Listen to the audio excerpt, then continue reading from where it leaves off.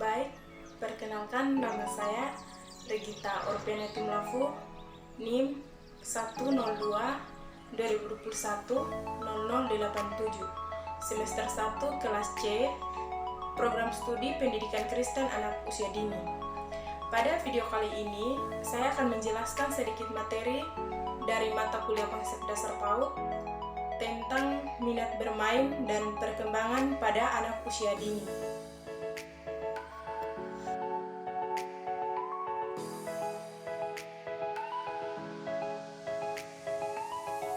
Pada bagiannya yang pertama yaitu 1, bermain adalah kegiatan yang anak-anak lakukan sepanjang hari.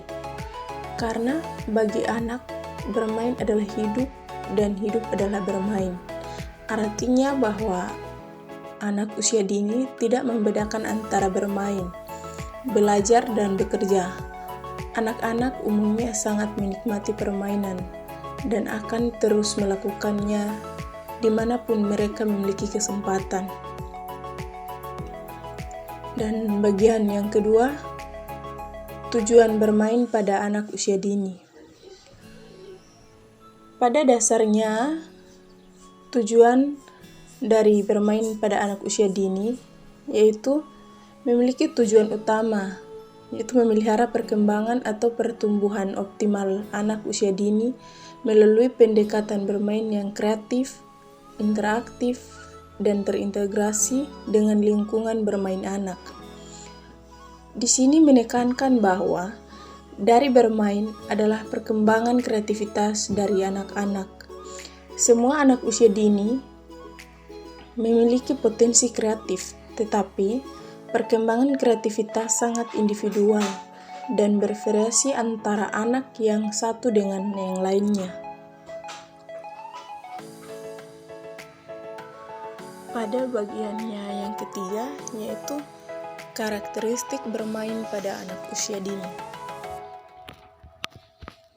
Karakteristik bermain pada anak usia dini memiliki beberapa bentuk, yaitu yang pertama, bermain muncul dari dalam diri anak. Artinya bahwa keinginan bermain harus muncul dari dalam diri anak, sehingga anak dapat menikmati dan bermain sesuai dengan caranya sendiri. Artinya bermain dilakukan dengan kesukarelaan, bukan paksaan. Pada bagian yang kedua, bermain harus bebas dari aturan yang mengikat kegiatan untuk dinikmati.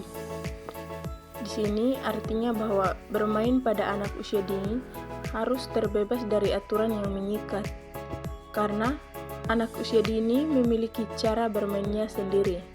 Untuk itulah, bermain pada anak selalu menyenangkan, mengasihkan, dan menggerakkan. Bagian ketiga, bermain adalah aktivitas nyata atau sesungguhnya. Dalam hal ini, bermain anak dalam melakukan aktivitas nyata. Misalnya, pada saat anak bermain dengan air, anak melakukan aktivitas dengan air dan mengenal air dari bermainnya. Bermain melibatkan partisipasi aktif, baik secara fisik maupun mental. Pada bagian keempat, yaitu bermain harus difokuskan pada proses daripada hasil, yaitu dalam hal bermain, anak harus difokuskan pada proses, bukan hasil yang diciptakan oleh anak. Dalam bermain, anak mengenal dan mengetahui apa yang ia mainkan dan mendapatkan keterampilan baru, mengembangkan perkembangan anak, dan anak memperoleh pengetahuan dari apa yang ia mainkan. Bagian yang kelima, bermain harus didominasi oleh pemain. Artinya, dalam bermain harus didominasi oleh pemain, yaitu anak itu sendiri tidak didominasi oleh orang dewasa, karena jika bermain didominasi oleh orang dewasa, maka tidak akan mendapatkan makna apapun dari bermainnya. Bagian keenam, itu bermain harus melibatkan peran aktif dari pemain. Artinya bermain harus melibatkan peran aktif dari pemain. Anak sebagai pemain harus terjun langsung dalam bermain. Jika anak pasif dalam bermain, anak tidak akan memperoleh pengalaman baru. Baik anak bermain adalah bekerja untuk mendapatkan pengetahuan dan keterampilan baru.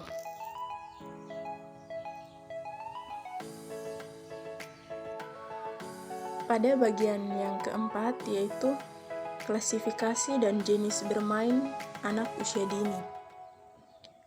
Bermain pada anak usia dini memiliki beberapa bentuk klasifikasi, yaitu yang pertama, permainan secara eksploratif.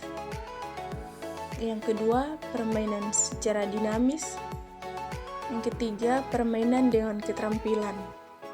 Dan yang keempat, permainan secara sosial. Kelima, permainan secara imajinatif.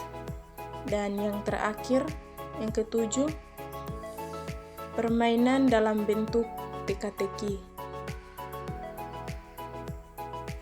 Pada poin berikut, yaitu bagian yang kelima, tentang tahapan dan perkembangan bermain anak usia dini.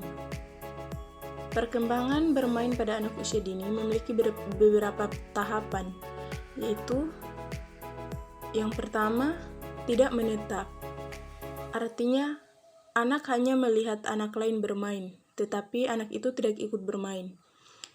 Pada tahap ini, anak hanya mengamati sekeliling dan berjalan-jalan, tetapi tidak terjadi interaksi dengan anak yang bermain. Bagian kedua, anak hanya menjadi penonton atau pengamat.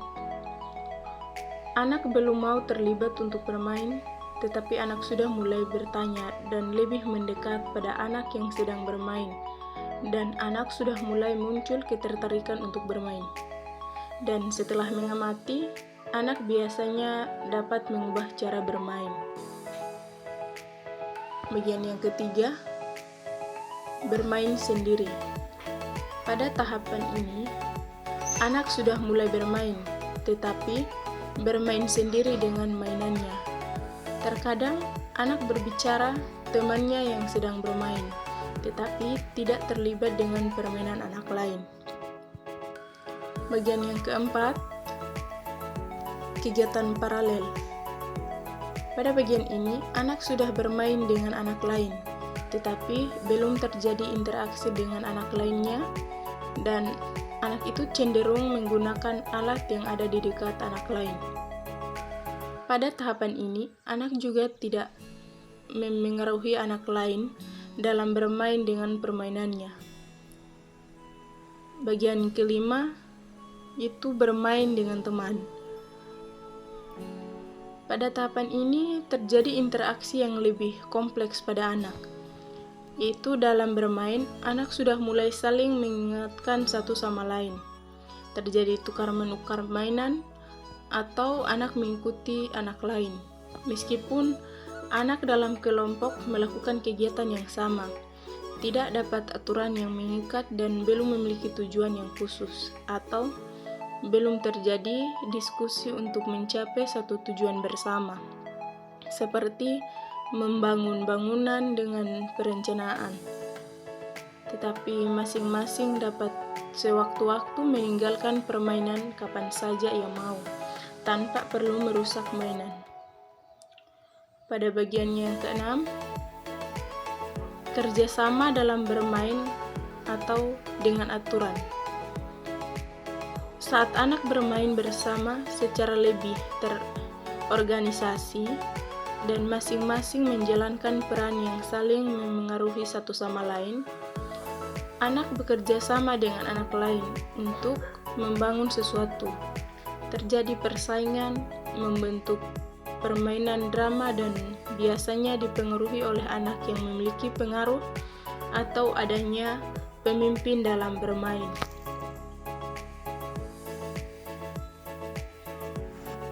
Berikut pada poin terakhir, poin ke-6, yaitu minat bermain pada anak usia dini. Pada umumnya, perkembangan dan minat bermain pada anak usia dini dapat dipengaruhi oleh kemampuan anak baik secara fisik, kognitif, bahasa, emosional, ataupun keterampilannya. Dan tahapan-tahapan tersebut dapat dilihat dari perkembangan bermain pada anak usia dini dapat diklasifikasikan berdasarkan rentang usia pada masing-masing anak. Baik, mungkin inilah sedikit materi yang dapat saya sampaikan tentang minat bermain dan perkembangan anak usia dini. Sekian dan terima kasih. Tuhan Yesus memberkati.